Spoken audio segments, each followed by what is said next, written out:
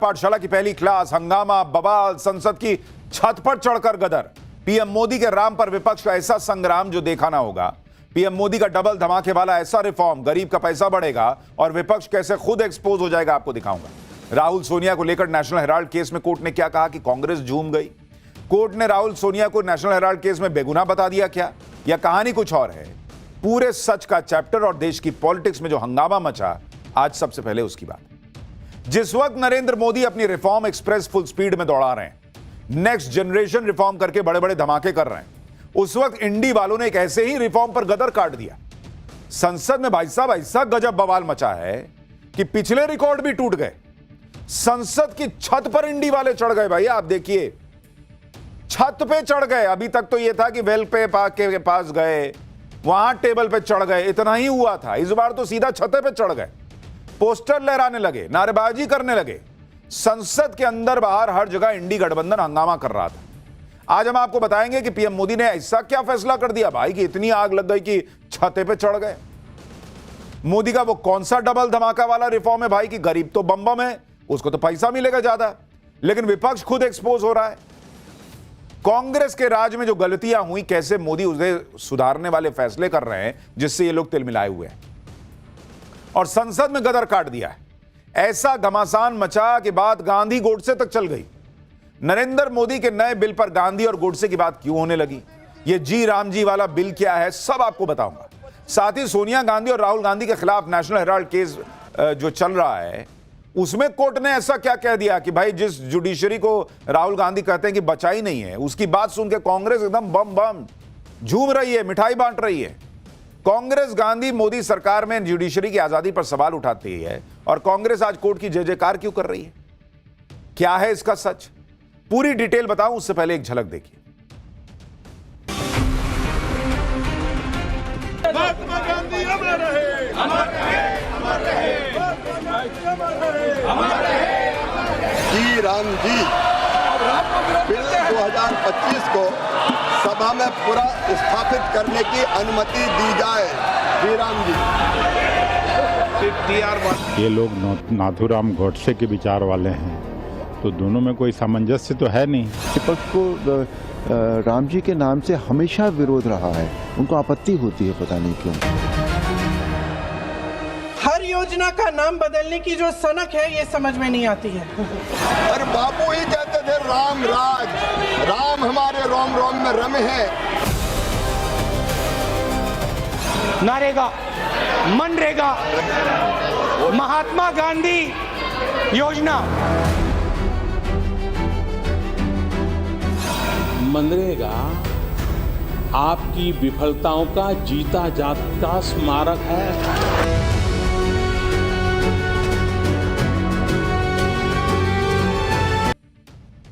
संसद में इंडी गठबंधन ने बवाल काटा हुआ है प्रधानमंत्री नरेंद्र मोदी के उस नए बिल पर जो उनके नेक्स्ट जनरेशन रिफॉर्म की अगली कड़ी। नरेंद्र मोदी ये नया बिल लाए हैं गांव में रहने वाले गरीबों के लिए, लेकिन इंडी गठबंधन ने गांधी का नाम लेकर इस बिल पर गजब का हंगामा काट दिया। अब संसद में जो घमासान मचा है, उसमें एक तरफ गांधी का नाम लिया जा रहा है, दूसरी तरफ भगवान राम का नाम लिया जा रहा है। इंडी गठबंधन कह रहा है कि पीएम मोदी को महात्मा गांधी से दिक्कत है, बीजेपी कह रही है कि विपक्ष को भगवान राम के नाम से चिढ़। मतलब राम बनाम गांधी हो गया भाई। इंडी गठबंधन कह रहा है कि बीजेपी गोडसे की विचारधारा वाली पार्टी है, बीजेपी कह रही है कि इंडी वाले राम के खिलाफ हैं। गांधी गोडसे से लेकर भगवान राम तक पहुंच गए। इस सियासी बवाल को पूरा देश देख रहा है, लेकिन इस बवाल से कैसे इंडी गठबंधन खुद एक्सपोज हो रहा है। नरेंद्र मोदी ने कैसे रिफॉर्म का डबल धमाका किया है कि गरीब का भी पैसा बढ़ जाएगा, ये एक्सपोज तो हो ही रहे हैं, आगे विस्तार से बताऊंगा। लेकिन मोदी सरकार ने आज संसद में दरअसल जो बिल पेश किया, जिस पर विपक्ष एकदम फट ही गया, आज संसद में रोजगार की गारंटी देने वाले मनरेगा की जगह एक नया बिल पेश किया गया। लेकिन इस बिल के नाम और प्रावधानों से ही इंडी गठबंधन के सांसद इतना गुस्सा हो गए कि संसद के अंदर बाहर जिधर देखिए, बाप रे बाप। आप देखिए, नई संसद के सामने जो पुरानी संसद की बिल्डिंग है, उसकी छत पे चढ़ गए लोग। कांग्रेस सांसदों ने वहां छत पे चढ़ के प्रदर्शन किया। कांग्रेस सांसदों के हाथ में महात्मा गांधी की तस्वीर थी। सांसदों के प्रदर्शन का यह वीडियो बहुत वायरल हो रहा है कि लोग कह रहे हैं कि बाप रे, अभी टेबले पे चढ़े थे लोग पहले कुछ अलग पार्टी के, अब ये छत पे चढ़ गए, अब पता नहीं कहां जाके चढ़ेंगे, कुछ अगली बार होगा तो। देखिए क्या हुआ है।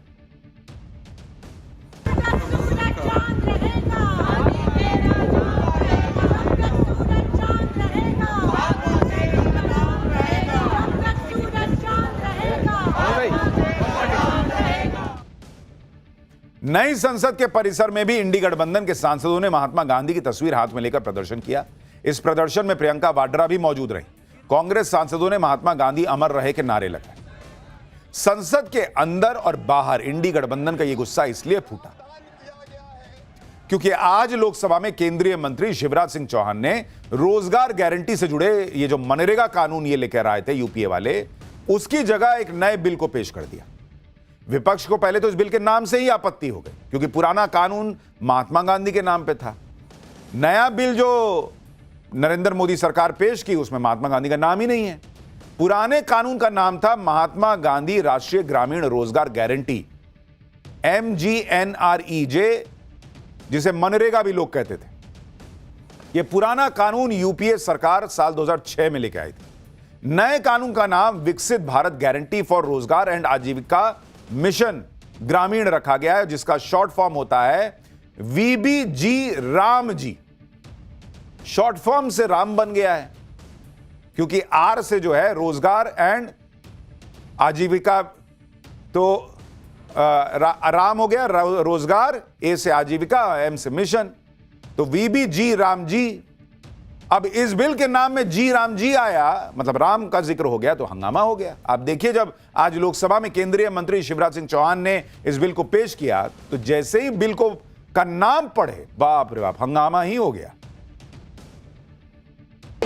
माननीय अध्यक्ष महोदय, मैं प्रस्ताव करता हूं कि मुझे विकसित भारत गारंटी फॉर रोजगार एंड आजीविका मिशन ग्रामीण VBG राम जी, विकसित भारत जी राम जी बिल 2025 को सभा में पूरा स्थापित करने की अनुमति दी जाए। जी राम जी। अब उसमें प्रभु श्री राम का नाम नहीं है, वो शॉर्ट फॉर्म ऐसा बन रहा है कि वो जी राम जी बन रहा है। लेकिन विपक्ष एकदम बाप रे बाप, नए बिल में महात्मा गांधी का नाम नहीं होने से एकदम भड़क गए लोग। संसद के अंदर और बाहर महात्मा गांधी के पोस्टर लहरा दिए। विपक्ष मॉल बना रहा है कि बीजेपी की गोडसे वाली विचारधारा है, उसे गांधी के नाम से दिक्कत। बीजेपी कह रही है कि विपक्ष को भगवान राम के नाम से चिढ़ है, इसलिए ये लोग विरोध कर रहे हैं। देखिए ये लोग कैसे आपस में लड़ लिए। It's a very serious insult to the memory of Mahatma Gandhi, number one. This is G Ram, मतलब गोडसे राम, number one. इसमें कहाँ दो राय है, बापू का विचार अलग था, ये लोग नाथूराम गोडसे के विचार वाले हैं, तो दोनों में कोई सामंजस्य तो है नहीं। विपक्ष को राम जी के नाम से हमेशा विरोध रहा है, उनको आपत्ति होती है, पता नहीं क्यों। एक परमात्मा के नाम से उनको आपत्ति होती, मुझे समझ में नहीं आता। वो गांधी को भी उनको अच्छा नहीं लगता, ये पहले बार हमारा मालूम हुआ। और महात्मा गांधी को भी अच्छा नहीं लगता। अभी ये बीजेपी लोग प्रूव कर दिया कि वो लोग नाथूराम गोडसे का ही आदमी है और किसी का आदमी नहीं है। तो गांधी के नाम से बुखार आता है, बेवजह का ये कवायद क्यों कर रहे हैं? ये एक बाद में उसका नाम गोडसे योजना कर दे, ज्यादा अच्छा है। जिन्होंने प्रभु राम के भक्तों पर गोली चलाई थी वो आज राम की बात कर रहे हैं, गांधी जी की बात कर रहे हैं। कांग्रेस पार्टी ने गांधी जी का कितना सम्मान किया, उनके मूल्यों का कितना सम्मान किया। मैं तो एक ही बात कहूंगा, गांधी जी कभी परिवारवाद की बात करते थे क्या? नाम को लेकर संसद के अंदर भी घमासान हो गया। प्रियंका वाड्रा ने कह दिया कि नाम बदलने की यह सनक क्यों है। इधर कृषि मंत्री शिवराज सिंह चौहान ने कह दिया कि राम का नाम तो महात्मा गांधी भी लेते थे, जी राम जी के नाम से विपक्ष क्यों भड़क रहा है। देखिए कैसे प्रियंका वाड्रा और शिवराज सिंह चौहान भिड़ गए। फिर आपको बताता हूं, इस योजना में सिर्फ नाम नहीं बदला है, ऐसा क्या बदला है जिससे विपक्ष एक्सपोज हो रहा है, जिसकी वजह से ये आग लगी है, वो भी बताऊंगा। लेकिन पहले जो हंगामा हुआ वो देखिए। हर योजना का नाम बदलने की जो सनक है ये समझ में नहीं आती है। सर, जब जब ये किया जाता है तो सरकार केंद्र को पैसे खर्चने पड़ते हैं। बिना चर्चा के, बिना इस सदन की सलाह लिए इस तरह से जल्दी में विधायक को पास नहीं होना चाहिए। और कोई विधायक किसी की निजी महत्वाकांक्षा, सनक और पूर्वाग्रहों के आधार पर न तो पेश होना चाहिए और न ही पास होना चाहिए। हमारे दिलों में बसते हैं, उनका हम पूरा सम्मान करते हैं। और बापू ही कहते थे राम राज, राम हमारे रोम रोम में रमे हैं, राम हमारी हर सांस में बसे हैं। बिना राम के ये देश नहीं जाना जाता। पता नहीं क्यों जी राम जी नाम आ गया तो ये भड़क गए। महात्मा गांधी स्वयं राम राज्य की स्थापना की बात करते थे और उनके अंतिम शब्द भी हे राम थे। बापूजी का पूरा सम्मान करते हुए राम राज की स्थापना। इसके पहले कई रोजगार की योजना आई। एक योजना का नाम था जवाहर रोजगार योजना। बाद में कांग्रेस ने जवाहर रोजगार योजना का नाम बदल दिया। तो क्या पंडित जवाहरलाल नेहरू जी का अपमान हो गया? प्रियंका वाड्रा भड़की हुई हैं कि नाम बदलने की ये सनक क्या है। भाई लोग तो पूछेंगे कि नाम बदलने का सबसे बड़ा इस देश में कोई उदाहरण है तो वो तो गांधी परिवार है। नेहरू जी की फैमिली से आ रहे हैं, नाम में गांधी लगा रखा है, खुद अपना नाम जो है वो बदल के चल रहे हैं और योजना का नाम बदल दिया गया कहीं तो उनको सनक लग रही है। इधर संसद में प्रियंका नए बिल पर भिड़ गई। उधर जर्मनी के दौरे पर गए राहुल गांधी ने सोशल मीडिया पोस्ट में कहा कि मोदी जी को दो चीजों से पक्की नफरत है, महात्मा गांधी के विचारों से, गरीबों के अधिकारों से। मनरेगा की बुनियाद 3 मूल विचारों पर थी। रोजगार का अधिकार, जो भी काम मांगेगा उसे काम मिलेगा। गांव को प्रगति कार्य खुद तय करने की स्वतंत्रता। केंद्र सरकार मजदूरी का पूरा खर्च और सामान की लागत का 75% देगी। अब प्रधानमंत्री मोदी इसी मनरेगा को बदलकर सारी ताकत सिर्फ अपने हाथों में केंद्रित करना चाहते हैं। बजट, योजनाएं और नियम केंद्र तय करेगा। राज्यों को 40% खर्च उठाने के लिए मजबूर किया जाएगा। बजट खत्म होते ही या फसल कटाई के मौसम में 2 महीने तक किसी को काम नहीं मिलेगा। यह नया बिल महात्मा गांधी के आदर्शों का अपमान है। मोदी सरकार ने पहले ही भयंकर बेरोजगारी से भारत के युवाओं का भविष्य तबाह कर दिया है और अब यह बिल ग्रामीण गरीबों की सुरक्षित रोजी रोटी को भी खत्म करने का जरिया है। यह राहुल गांधी लिख रहे हैं, कह रहे हैं कि हम इस जन विरोधी बिल का गांव की गलियों से संसद तक विरोध करेंगे। इस बिल के विरोध में कांग्रेस बड़ा हंगामा करने वाली है, लेकिन राहुल गांधी को इसका विरोध करने के लिए पहले देश तो लौटना होगा। अभी तो पहले विदेश गए हुए हैं। कल कांग्रेस के नेता सड़क पर उतरेंगे, कह रहे हैं। राहुल गांधी मॉल बना रहे हैं कि पीएम मोदी ने तो मनरेगा योजना को एक तरह से खत्म ही कर दिया। पीएम मोदी बहुत पहले से ही इस योजना के पीछे पड़ गए थे, जबकि सच यह है कि मोदी सरकार में मनरेगा पर खर्च यूपीए के तुलना में कहीं ज्यादा बढ़ा। अगर आप इस योजना में देखेंगे, भाई नरेंद्र मोदी ने क्लियर संसद में कहा था कि आपके समय में मनरेगा जो है ना, उसको आपने एकदम से बर्बाद कर रखा था। हम उस योजना को तो रखेंगे, सुधार के रखेंगे, लेकिन आपकी जो गलती थी उसके बारे में बताते रहेंगे। मनरेगा में जो खर्च हुआ पैसा, अगर आप उसको देखेंगे, 2006-2007 यूपीए की सरकार थी, उस वक्त 11,300 करोड़ रुपया खर्च हुआ। तब इसका नाम नरेगा होता था। 2013-14 जब इनकी सरकार जाने वाली थी, उसके पहले कितना खर्चा किए? 33,000 करोड़।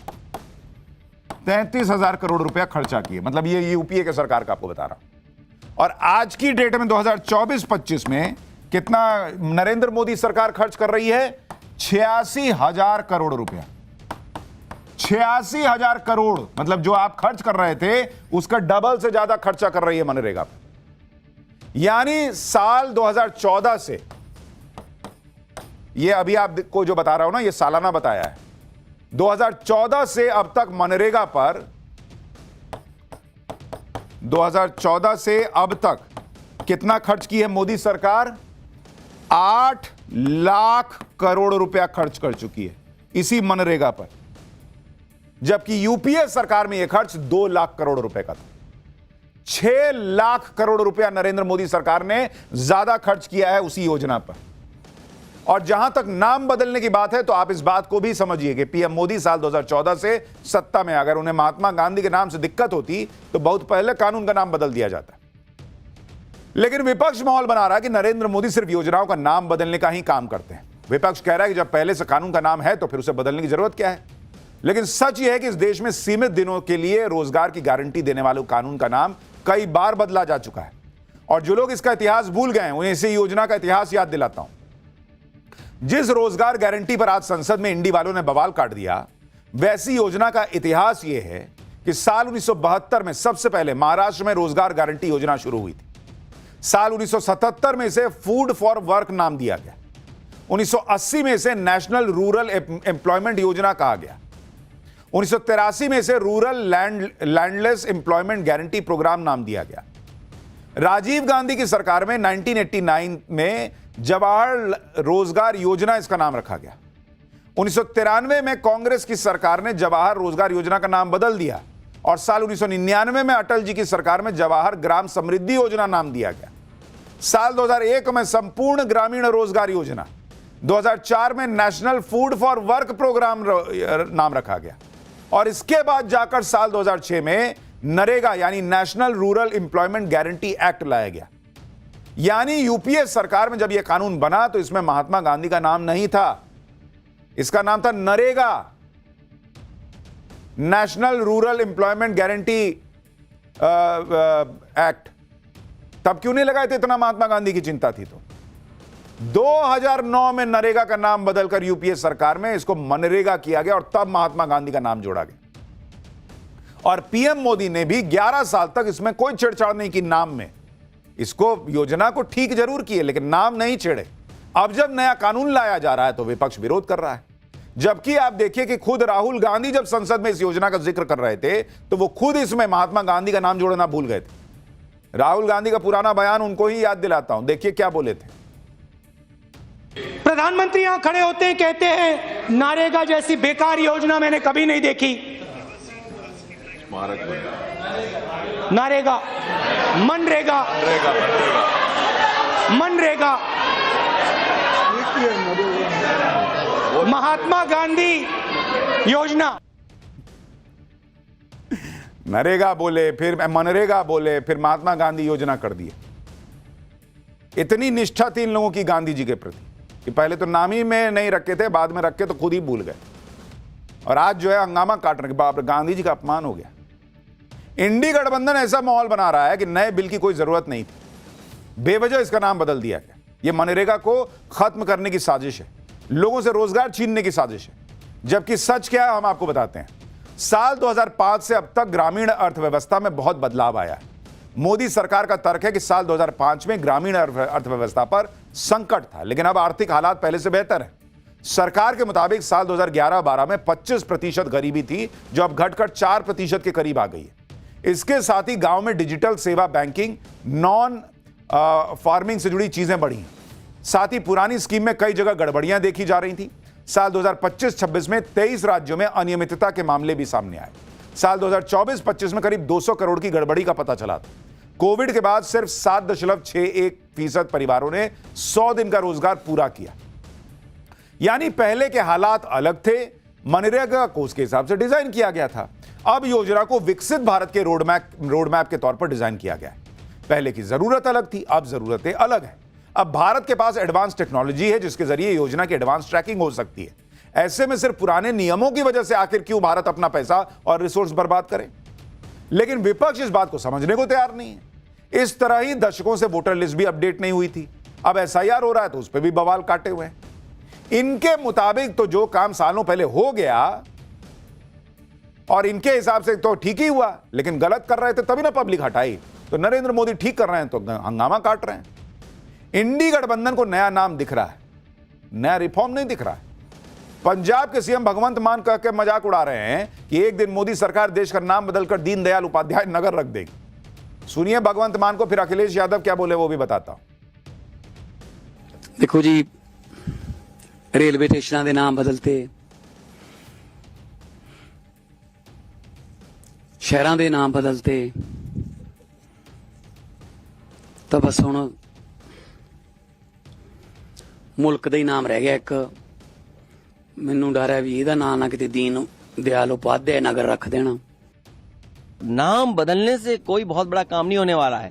दिल्ली की सरकार अब यूपी की सरकार की नकल कर रही है। सबसे ज्यादा नाम बदलने का रिकॉर्ड अगर किसी ने बनाया है तो यूपी की सरकार ने। मुझे लगता है अभी तक तो दिल्ली से यूपी वाले सीखते थे, अब यूपी वाले दिल्ली वालों को सिखा रहे हैं। अगर नाम बदलने से कुछ नहीं होता तो बदलने दीजिए, फिर आपको दिक्कत क्या है? गरीब को फायदा मिल रहा है या नहीं, इस पे फोकस नहीं है इन लोगों का। फोकस इस बात पे है कि नाम में जो है ना, हम जिसका नाम चाहते हैं उसका नाम है कि नहीं। बीजेपी कह रही है कि और ब्लंडर कर रहे हो, राम जी का नाम सुन के भड़क रहे हो, पब्लिक और जो है वो परेशान हो जाएगी कि कैसे लोग हैं इंडी वाले। इस बिल के नाम को लेकर विवाद हो रहा है, लेकिन अब बताता हूं कि यह नया बिल पुराने बिल से अलग क्यों है और इसके किन प्रावधानों को लेकर विपक्ष आपत्ति जता रहा है। देखिए, पुराने कानून में 100 दिन के रोजगार की गारंटी, नए बिल में इसको बढ़ा दिया गया, 125 दिन की रोजगार की गारंटी दी जाएगी, यानी पहले से 25% ज्यादा कमाई होगी। तो राहुल गांधी पता नहीं कौन हिसाब से ट्वीट कर रहे हैं वहां विदेश में बैठे बैठे कि सरकार जो है वो रोजगार घटा रही है। अरे यहां तो दिन बढ़ा दिया भाई, दिन बढ़ेगा तो पैसा बढ़ेगा गरीब के हाथ में। लेकिन विपक्ष कह रहा है कि जब 100 दिन की गारंटी अभी नहीं दी जा रही तो 125 दिन का भुगतान कैसे होगा। पुराने कानून में 90% खर्च केंद्र सरकार उठाती थी, 10% राज्य। नए बिल में 60% खर्च केंद्र सरकार उठाएगी, 40% राज्य सरकार उठाएगी। विपक्ष कह रहा है कि इससे राज्य सरकारों पर ज्यादा बोझ बढ़ेगा। क्यों भाई, इतनी आपको चिंता है गरीब को रोजगार देने की तो खर्चा भी कीजिए। पुराने कानून में मनरेगा के तहत कोई फिक्स टारगेट नहीं था, एक सटीक राष्ट्रीय रणनीति का अभाव था। लेकिन नए बिल में भविष्य की जरूरतों को देखते हुए मुख्य तौर पर 4 काम निपटाए जाएंगे, जिसमें जल सुरक्षा, core rural infrastructure, livelihood related assets पर जोर दिया जाएगा। लेकिन इंडी गठबंधन यह आरोप लगा रहा है कि नए कानून के जरिए गांव के फैसले दिल्ली में बैठकर होंगे। सुनिए डिंपल यादव को। ये सरकार तो भाई नाम बदलने वाली सरकार है। अगर आप लास्ट 10 इयर्स में देखेंगे तो मनरेगा में आप 60 दिन भी मजदूरी नहीं दे पाए हैं लोगों को, और वहीं आप कह रहे हैं कि आप 125 दिन देंगे मजदूरी। तो पहले सरकार आंकड़े पेश करे कि पिछले 10 सालों में उन्होंने कितनी मजदूरी दी है मनरेगा के तहत और कितना % घटा है मनरेगा का जो पूरा बजट है वो कितना घटाया है सरकार ने। पहले वो इस बारे में बात करें। और ये नाम बदलने वाली सरकार है। अब डिंपल यादव जी को शायद पता नहीं है, लेकिन अभी मैंने आपको बताया कि 8 लाख करोड़ रुपए खर्च हुए हैं मनरेगा के लिए। तो कैसे लोगों को रोजगार नहीं मिल रहा है पता नहीं। नए कानून में एक बड़ा बदलाव इस चीज को लेकर है कि मोदी सरकार ने राज्य सरकारों पर अतिरिक्त बोझ डाल दिया, यह आरोप लग रहा है। जबकि सरकार कह रही है कि पूर्वोत्तर और पहाड़ी राज्यों में खर्च का अनुपात 90-10 का ही रहेगा, यानी 90% केंद्र खर्च करेगा पहले की तरह। पहले भी राज्य सामग्री लागत का 25% वहन करते थे। इसके अलावा पहले की तरह बेरोजगारी भत्ता जारी रहेगा और कंपलसरी रहेगा। ग्राम पंचायत केंद्रीय भूमिका में बने रहेंगे। दरअसल सरकार का यह तर्क अब राज्य जिम्मेदारी के साथ साथ लागत भी साझा करेंगे, यह सुनिश्चित करेगा। इससे राज्य सरकारें दुरुपयोग रोकने के लिए और ज्यादा प्रोत्साहित होंगी। यह साझेदारी मॉडल की दक्षता को बढ़ाएगा और दुरुपयोग को कम करेगा, क्योंकि नरेंद्र मोदी खुद यह बात संसद में कहते आए हैं कि मनरेगा के बारे में कि वो इस योजना को बंद नहीं करेंगे, क्योंकि ये तो विफलताओं का स्मारक है। हां, सुधारेंगे जरूर। सुनिए पीएम ने क्या कहा था। मेरी राजनीतिक सूझबूझ कहती है कि मनरेगा कभी बंद मत करो।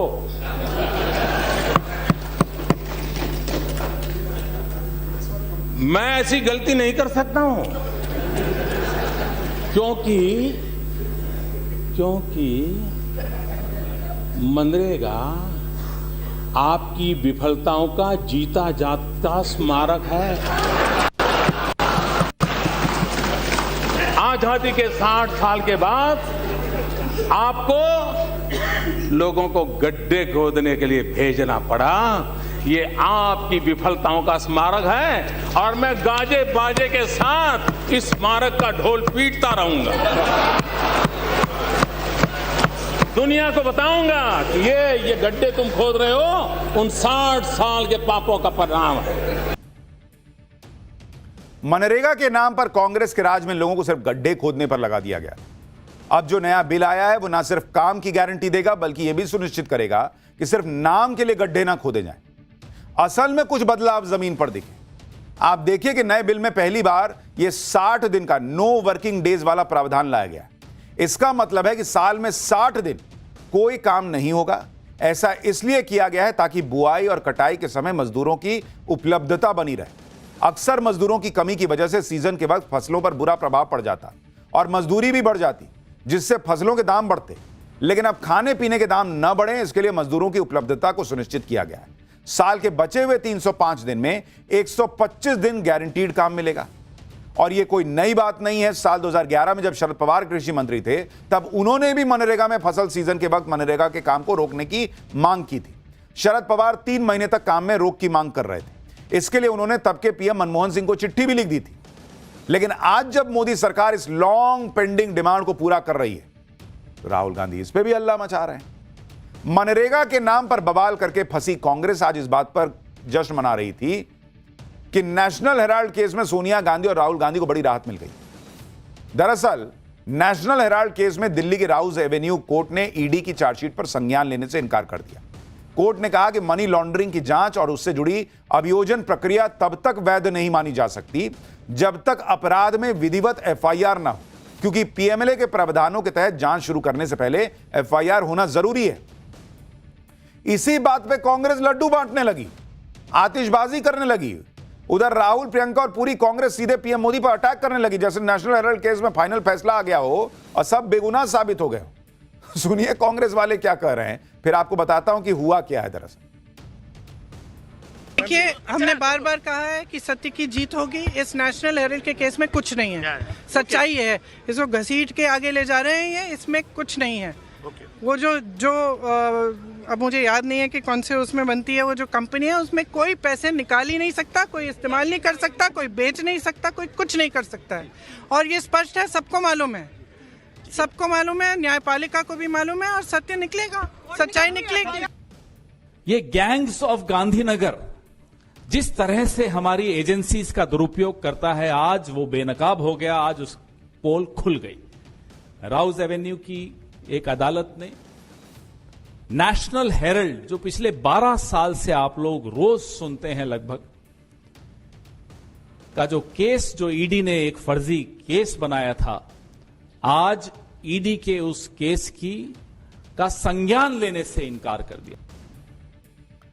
कांग्रेस यहां भी जश्न मनाकर फंस गई, क्योंकि नेशनल हेराल्ड मामले में कोर्ट ने आज जो कहा उस पर ईडी ने भी कह दिया कि कोर्ट ने जो भी फैसला दिया है वो तकनीकी आधार पर दिया है।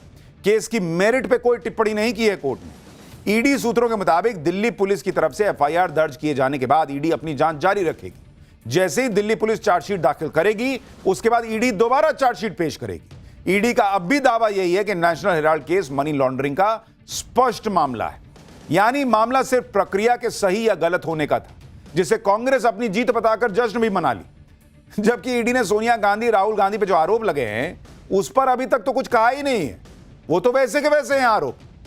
लेकिन कांग्रेस ने मिठाई बांट दी भाई कि हो गया, अब क्या, सब खत्म है मामला। नेशनल हेराल्ड केस को कांग्रेस राजनीति से जोड़ रही है और नरेंद्र मोदी पर अटैक कर रही है, लेकिन नरेंद्र मोदी का फंडा क्लियर है, कुछ गलत होगा तो एक्शन तो होगा।